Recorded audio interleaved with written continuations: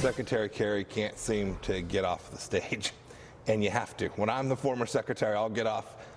Every previous former secretary has done that too. It's one thing to meet with your counterpart. It's another thing to do what Secretary Kerry, Wendy Sherman, Ernest Moniz, frankly, the whole gang has done, which is to actively seek to undermine what President Trump is trying to achieve. It's okay to talk with him, but you have to be working for America, working for American foreign policy, and they're not. Stop it. Let it go. You had your day. We think you fundamentally got it wrong with Iran, and we're trying to make it right for America. Now, Secretary of State Mike Pompeo blasting former Obama Secretary of State John Kerry on meeting with Iranian officials, saying it's time for him to, quote, get off the stage. Joining me now, American Islamic former President Dr. Zuhdi Jasser. Dr. Jasser, they've mentioned so many things, as much as the Logan Act even. What Secretary of State John Kerry has done here certainly is inappropriate. However, is this, as he says, is this an indictable offense? Well, I think Americans should pay attention, and Senator Rubio was right to call for an investigation into this. And I think Secretary Pompeo, just the fact that he mentioned it should alarm Americans. Usually, secretaries of state, when they see former administrations doing things, they'll just ignore it because they're irrelevant. The fact that Secretary Pompeo took the time in an interview yesterday to talk about it means that this is problematic. Why?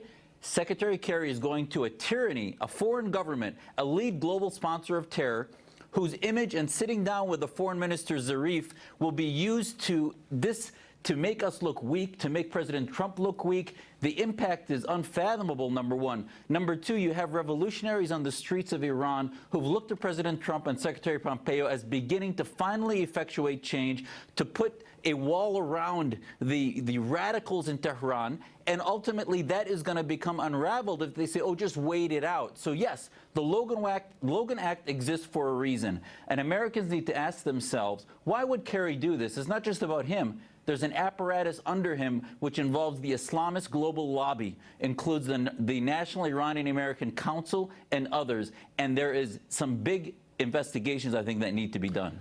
Dr. Jasser, you mentioned Senator Marco Rubio, and recently he asked the DOJ to probe John Kerry's meeting with Iran, and you mentioned the Logan Act. Listen to what Senator Rubio had to say. What it says in the Logan Act is if there's a U.S. citizen that without the authority of the U.S. government is talking to a foreign government with the intent of influencing the conduct of that government or with the intent to defeat a measure of the U.S. government, the Logan Act makes that illegal. Now, we know for a fact, for example, and that Kerry has said himself, he's talked to the foreign minister of Iran 3 or 4 times. We've seen reporting that he's been calling foreign heads of state. And we have seen reporting that he has been talking to foreign heads of state and telling them to wait Trump out when it comes to the Iran deal. And Dr. Jasser, in fairness, the Logan Act has been questioned whether it was even constitutional. The last time it was used was 1852. No one's ever been convicted under it. President Nixon in 1968 apparently violated one of the Paris Peace Accords when he, quote, threw a monkey wrench into the peace process in Vietnam, but it was never used. What do you think needs to happen here with Senator John Kerry?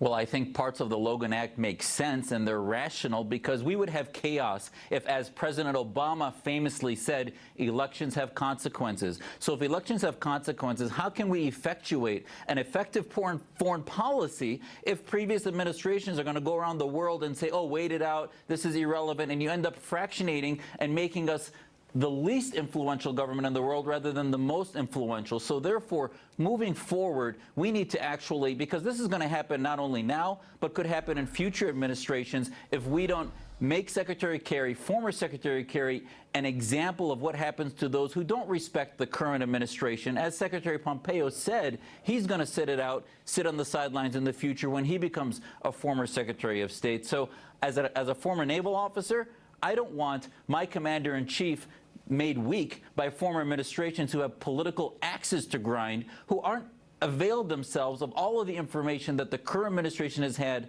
since being elected over a year and a half ago. It's incredible times. Dr. Jasser, thank you very much for your time, sir. Thanks, John. Appreciate it.